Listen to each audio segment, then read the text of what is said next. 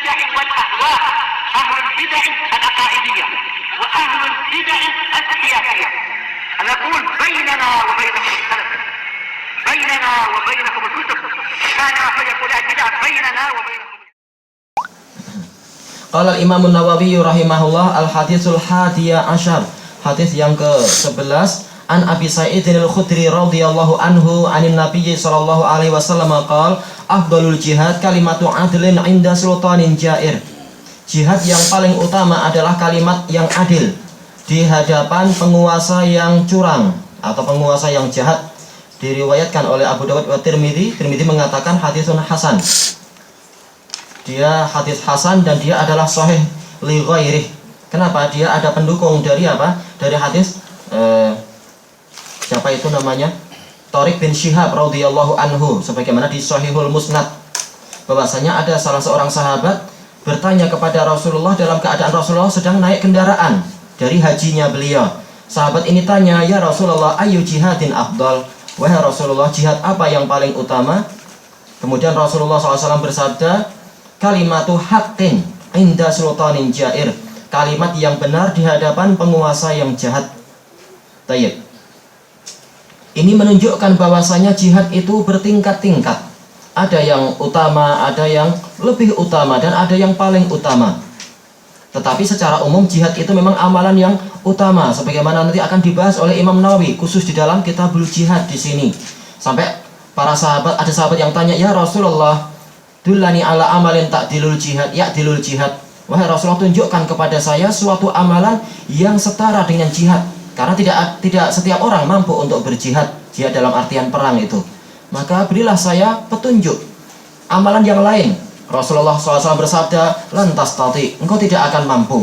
"Hal tastati'u idza kharajal mujahidu fi sabilillah an tadkhula fi baitin min buyutillah tusalli wala taftur wa tasumu wala tuftir hatta yarji." Apakah engkau mampu ketika orang yang jihad fisabilillah itu keluar dari rumahnya, engkau langsung masuk ke salah satu dari rumah Allah, kemudian engkau sholat dan tidak berhenti, dan engkau puasa tidak berbuka sampai orang yang jihad itu pulang? Siapa yang mampu? Maka sahabat mengatakan, "Man yastati'u dzalik?" Siapa yang mampu itu wahai Rasulullah? Ini menunjukkan bahwasanya jihad itu memang luar biasa derajatnya itu di sisi Allah Ta'ala, dan dalilnya banyak, tidak perlu kita bahas sekarang. Intinya adalah jihad itu betul-betul apa? Amalan yang sangat dicintai Allah. Innallaha yuhibbul ladzina yuqatiluna fi sabilihi shaffa ka'annahum bunyanun marsus. Sesungguhnya Allah itu menyukai orang-orang yang berperang di jalannya dalam keadaan berbaris rapi. Dalam keadaan berbaris-baris rapi, bagaikan mereka itu bangunan yang tersusun dengan kokoh, saling menguatkan. Ini amalan jihad. Ternyata jihad itu bertingkat-tingkat. Sekarang sahabat ingin tahu jihad yang paling utama itu apa? Rasulullah SAW bersabda, "Afdalul jihad kalimatu adlin inda sultanin jair." Untuk hadis Abi Sa'id, kalimat keadilan di hadapan penguasa yang jahat. Ini menunjukkan bahwasanya jihad itu tidak selalu dengan tangan. Bahkan boleh jadi dengan lisan itu lebih kuat daripada jihad dengan tangan. Sebagaimana dijelaskan oleh Imam Ibnul Qayyim rahimahullahu ta'ala di dalam kitab beliau Miftah Daris Sa'adah, bahwasanya orang yang berjihad di jalan Allah itu ada dua macam. Yang pertama adalah jihadul qital, yaitu dengan alat-alat persenjataan itu. Dan ini adalah jihadul awam, yaitu orang awam mampu belajar menembak barangkali, atau belajar memanah, atau belajar berkuda. Mungkin hanya beberapa hari dia sudah pandai untuk itu. Sementara yang kedua itu adalah apa?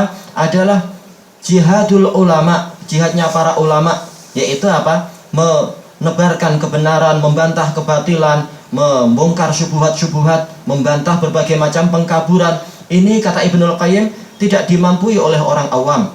Ini dimampui oleh ulama, dan ini lebih tinggi derajatnya. Makanya derajat para ulama itu lebih tinggi daripada derajat mujahidun, kata Ibnul Qayyim. Kemudian mendatangkan dalil firman Allah Ta'ala, "Ma'alladzina anamallah wa may yuti'illaha wa rasulahu fa ulaika ma'alladzina anamallahu alaihim minan nabiyyin wasiddiqin wasyuhada'i wassalihin." Barang siapa taat kepada Allah dan Rasulnya, maka dia akan bersama dengan orang-orang yang Allah beri nikmat dari kalangan para nabi. Pertama nabi, yang kedua wasiddiqin, orang-orang yang sangat membenarkan, dan ini adalah tingkatan para ulama. Yang ketiga adalah syuhada, baru yang ketiga orang yang mati syahid. Kemudian baru sholihin secara umum. Ini menunjukkan jihad para ulama memang lebih tinggi daripada jihad orang awam, yaitu apa? Jihad ilmu ini lebih tinggi daripada jihad peperangan itu. Peperangan dalam artian jihad yang fisik itu. Dan ini juga dijelaskan oleh Syekh Abdurrahman Nasir As-Sa'di di dalam tafsir beliau, dan juga Syekh Ibnu Utsaimin di dalam Kitabul Ilm beliau, bahwasanya jihad itu ada dua macam, yaitu apa? Yaitu menuntut ilmu dan menebarkan ilmu. Yang kedua adalah memerangi orang kafir dengan fisik. Dan yang pertama itu jauh lebih berat daripada jihad melawan orang-orang kafir itu, yang terkait dengan apa? Fisik. Baik, dan pembahasannya banyak, menunjukkan jihad yang tipe ini lebih besar daripada jihad dengan apa? Dengan senjata-senjata itu. Karena ini perlu ilmu yang sangat mendalam dan pelatihan yang lama. Jihad dengan ilmu. Baik. Maka kita lihat di sini justru jihad yang paling utama itu adalah dengan kalimat. Kalimat di hadapan siapa? Kalimat di hadapan raja yang jahat. Kenapa dia menjadi jihad yang paling utama? Dijelaskan oleh Syamsul Haq Azim Abadi rahimahullah taala di dalam kitab beliau Aunul Ma'bud Syarah Sunan Abi Dawud itu, bahwasanya orang yang jihad di medan perang dia itu mutaraddid, yaitu ada keraguan apakah dia itu menang ataukah kalah, apakah dia itu boleh kembali atau dia tidak kembali, istilahnya belum jelas, dan boleh jadi ada harapan untuk kembali. Sementara orang yang di hadapan raja, yang mana pedang dan api, istilahnya apa? Api dan besi itu ada di lidah dia. Kalau dia bilang bunuh, maka boleh jadi dia langsung dibunuh. Kalau bilang potong telinganya, langsung dipotong dan seterusnya. Maka orang ini boleh jadi dia akan hampir putus asa untuk masih pulang dengan selamat kalau dia mengucapkan kalimat hak di hadapan raja yang jahat, bukan raja yang baik lagi.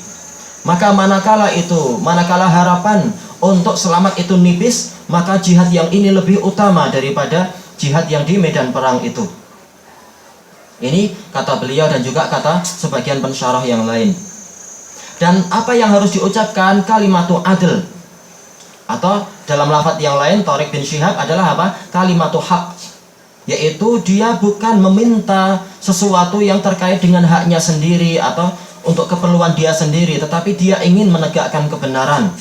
Betul-betul dia ingin agar Allah Ta'ala itu kalimatnya itu yang ditinggikan. Nah, ini yang menjadi jihad. Adapun kalau tujuannya adalah untuk meminta keperluan dia sendiri, ini bukan jihad, tetapi ini adalah amalan yang halal. Kenapa? Orang minta BRIM itu hak, itu haknya dia, karena memang pemerintah itu ada untuk apa? Untuk memenuhi kemaslahatan rakyat. Tapi kalau kita datang ke panitia, kita minta BRIM, ini bukan jihad namanya, tetapi ini amalan yang halal, boleh. Sementara jihad ini ibadah. Kapan dikatakan ibadah? Kalau dia melakukan itu karena Allah. Man qatala litakuna kalimatullahi hiyal ulya fahuwa fi sabilillah. Barang siapa berperang agar kalimat Allah itulah yang tertinggi, maka dia di jalan Allah. Jadi niatnya adalah karena Allah, bukan untuk kepentingan pribadi. Kalau kepentingan pribadi yang halal, maka ini amalan yang halal.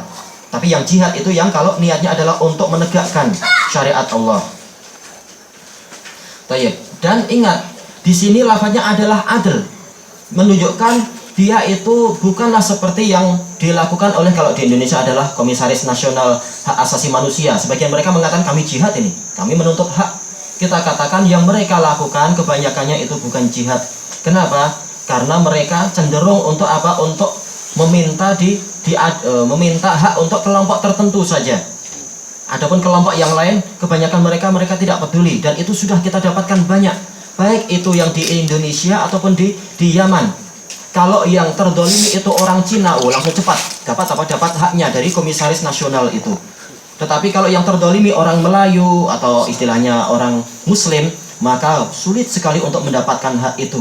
Maka sama sekali yang mereka lakukan bukan jihad, karena mereka tidak adil. Seperti ucapan Syekh Yahya Hafidhahullah tentang apa? Kelompok hak asasi manusia dunia itu. Kalau yang terdolimi itu adalah orang Kristen, terutama Kristen Amerika, langsung kalimatnya itu cepat tersebar. Tetapi ketika ahlu sunnah yang didolimi, para wanita ditembak, maka mereka diam. Kata Syekh Yahya, padahal di Amerika itu anjing saja haknya dimuliakan. Kenapa kita dinilai lebih rendah dari itu? Na'udzubillah. Sering itu disebutkan Syekh Yahya ketika kita sedang dikepung oleh Husi itu. Kita tidak minta kalian menegakkan syariat Allah, itu terlalu berat bagi kalian. Kita cuma minta kalian tegakkan hak asasi yang kalian sebutkan itu. Ternyata enggak juga. Karena intinya bukan hak asasi manusia, tapi apa? Hak kelompok tertentu saja. Maka ini untuk membantah orang-orang di Indonesia, Komnas HAM itu yang mengatakan ini kami jihad ini di hadapan penguasa yang zalim. Itu bukan jihad, karena kalian dibangun di atas kedzaliman itu sendiri. Kemudian bahwasanya mengumandangkan kalimat yang hak di hadapan raja yang zalim itu tidak harus kita mengucapkan kalimat-kalimat yang kasar. Tetapi apa intinya adalah kita ingin menegakkan kebenaran, menasehati dengan yang baik. Bukan maksudnya adalah kita menggunakan kalimat yang kasar, mencaci maki, demonstrasi, atau seperti yang dilakukan di Indonesia sana itu penguasanya dikirimi hadiah, dibuka ternyata apa isinya adalah yaitu celah dalam wanita. Katanya kalau engkau nggak menegakkan keadilan, engkau apa istilahnya bundan atau apa. Itu bukan cara yang benar. Itu bukan cara yang betul. Kenapa? Dijelaskan oleh Ibnu Al-Qayyim rahimahullahu ta'ala di dalam kitab beliau Bada'iul Fawaid, bahwasanya kekuasaan itu bagaikan khamar.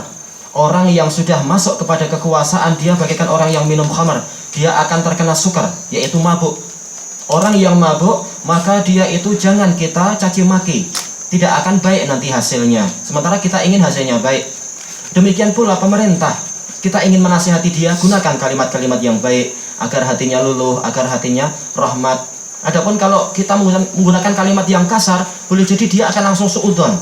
Dia merasa tidak dimuliakan, dia merasa ini paling seperti kelompok yang lain, mengakunya kalimat yang hak tapi intinya cuma ingin dapat kursi juga. Nah, sementara penguasa kebanyakannya seperti itu. Bahkan belum kita berbuat apa-apa saja, kita sekedar bilang kembali ke ajaran Rasulullah, langsung akan disuudzoni. Oh ini ISIS, ini ingin ngambil kursi kita aja. Na'udzubillah. Makanya dalam keadaan semacam itu hendaknya uslubnya itu baik, pakai metode yang baik, seperti yang dilakukan, yang diajarkan oleh Allah kepada siapa? Nabi Musa dan Nabi Harun. Ucapkan kepada Fir'aun ucapan-ucapan yang lembut. Barangkali dia itu sedar atau dia merasa takut. Dan itulah cara yang benar. Maka Nabi Musa pun menjalankan itu. Halaka ila ang tazakka fa'ahdiyaka ila rabbika fatakhsha. Maukah Anda untuk mensucikan diri Anda sendiri? Saya akan membimbing Anda agar nanti Anda menjadi orang yang takut kepada Allah. Pakai kalimat yang halus.